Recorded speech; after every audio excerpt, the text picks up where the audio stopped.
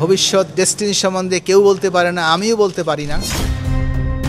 বিচারাঙ্গনে তুমুলভাবে আলোচিত সমালোচিত ওই বিচারপতির বেশ কয়েকটি রায় চরম বিতর্ক সৃষ্টি করেছিল। অবসর গ্রহণ করার কয়েকদিন আগে তিনি ত্রয়োদশ সংশোধনী মামলায় তত্ত্বাবধায়ক সরকার ব্যবস্থা বাতিল করেন, যাতে করে শেখ হাসিনার ভোট ডাকাতির চূড়ান্ত সুযোগ তৈরি হয়। তাকে প্রধান বিচারপতি করা হয়েছিল কয়েকজন জ্যেষ্ঠ বিচারপতিকে ডিঙিয়ে।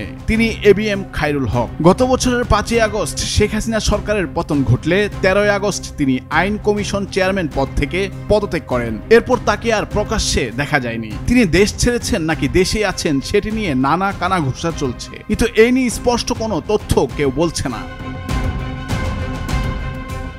কেউ বলছেন রাজনৈতিক পট পরিবর্তনের পর অবৈধভাবে ভারতে গেছেন, সেখানেই নিরাপদে আছেন দেশের বিচার ব্যবস্থা ও গণতন্ত্র ধ্বংসের এই কারিগর। কেউ বলছেন তিনি ব্রিটিশ পাসপোর্ট ব্যবহার করে ইংল্যান্ডে গেছেন, সেখানে মেয়ের কাছে অবস্থান করছেন। আবার অনেকে বলছেন দেশেই অবস্থান করছেন খায়রুল। তার ছেলে আশিকুল হক জানিয়েছেন তার বাবা যেখানে থাকার সেখানে আছেন, কিন্তু তিনি কোথায় আছেন আর কিভাবে বা দেশ ছেড়েছেন সেটি নিয়ে নানা প্রশ্নের কোনো জবাব মিলছে না। তিনি আসলে কোথায় গিয়েছেন সে বিষয়ে বা তার অবস্থান সম্পর্কে কেউ খোলাসা করে কেউ জানাতে পারছে না।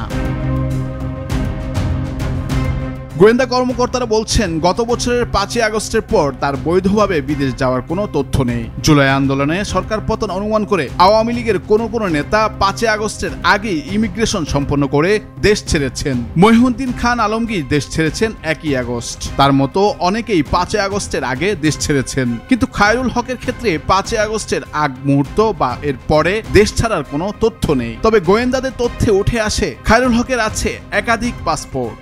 বাংলাদেশি পাসপোর্ট ছাড়াও তার ব্রিটিশ পাসপোর্ট আছে। আবার তিনি ওই পাসপোর্ট ব্যবহার করে কোথাও গেছেন এমন তথ্য পাওয়া যায়নি। বেশ কয়েকটি গোয়েন্দা টিম এ নিয়ে কাজ করছে বলে জানিয়েছে আইন শৃঙ্খলা বাহিনী।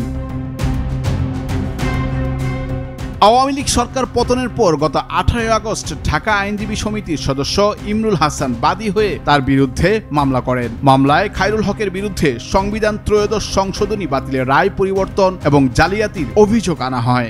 28 আগস্ট দুর্নীতি ও রায় জালিয়াতির অভিযোগে তার বিরুদ্ধে শাহবাগ থানায় মামলা করেন আরেক আইনজীবী। এর আগে 25 আগস্ট খায়রুল হকের বিরুদ্ধে একই বিষয়ে নারায়ণগঞ্জের ফতুল্লা থানায় আরেকটি মামলা হয়।